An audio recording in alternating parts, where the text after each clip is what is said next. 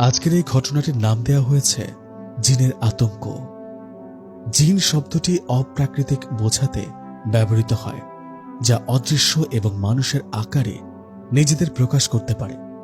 জিন এমন এক জিনিস যা আল্লাহ সৃষ্টি করেছেন এবং যাদের মধ্যে ভালো ও খারাপ উভয় প্রকৃতির জিন রয়েছে। বলা হয় এই জিনেরা কখনো কখনো মানুষের সাথে যোগাযোগ স্থাপন করতে পারে এবং তাদের মধ্যে কিছু মানুষকে ভীতিকর অভিজ্ঞতার সম্মুখীন করায়।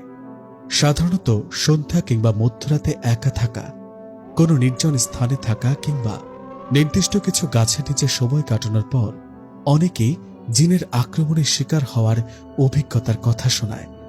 আপনি কি কখনো ভর দুপুর, সন্ধ্যা কিংবা মধ্যরাতে জিনের খপ্পরে পড়েছেন? আপনি যদি সন্ধ্যা বা মধ্যরাতে নানান রকম অস্বাভাবিক অভিজ্ঞতার সম্মুখীন হয়ে থাকেন, তবে আপনি চাইলে আপনার সাথে ঘটে যাওয়া ঘটনাগুলো আপনার হাতে থাকা মোবাইল থেকে রেকর্ড করে অডিও ক্লিপ আমাদের সাথে শেয়ার করতে পারেন, অথবা ইমেল করুন bhuthhouse2.0@gmail.com। তাহলে চলুন ঘটনায় চলে যাই। আমি জানি মিস তানিশা, এটা আপনার 22তম বিয়ের প্রস্তাব, আর এটাও জানি যে প্রতিবারের মতো আপনি এই প্রস্তাবটাকেও নাকচ করে দিয়েছেন। কিন্তু প্রতিবার এভাবে বিয়ের প্রস্তাবগুলোকে না করে দেওয়ার কারণটা আমার অজানা, আর সেটা জানার জন্যই জোরপূর্বক আপনাকে এখানে আসতে বলেছি। এক নিঃশ্বাসে কথাগুলো বলেই ভ্রু কুঁচকে প্রশ্নবোধক দৃষ্টিতে তানিশার দিকে তাকিয়ে রইল ইদ্রিস। তার এমন প্রশ্নে যেন ভীষণ রকম অস্বস্তিতে পড়ে গেল তানিশা। তার অঙ্গভঙ্গি দেখে সেটা বেশ ভালোভাবেই বুঝতে পারা যাচ্ছে। তবুও তিনি নাছর বান্দার মতো প্রশ্নবোধক দৃষ্টিতে বেশ রাগীভাবে তাকিয়ে আছেন তানিশার দিকে।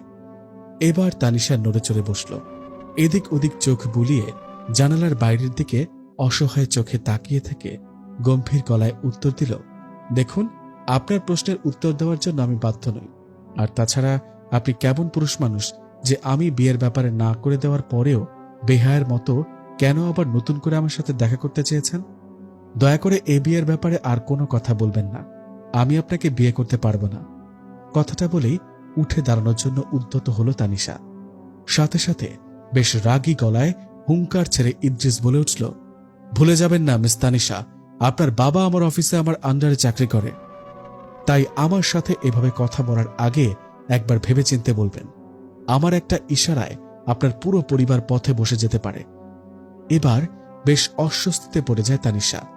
কি করবে বুঝতে পারছে না সে, তাই চুপ করে জানালার বাইরের দিকে এক দৃষ্টিতে তাকিয়ে থাকে। তার মুখে কোনো রকম কথা নেই, চোখ দুটো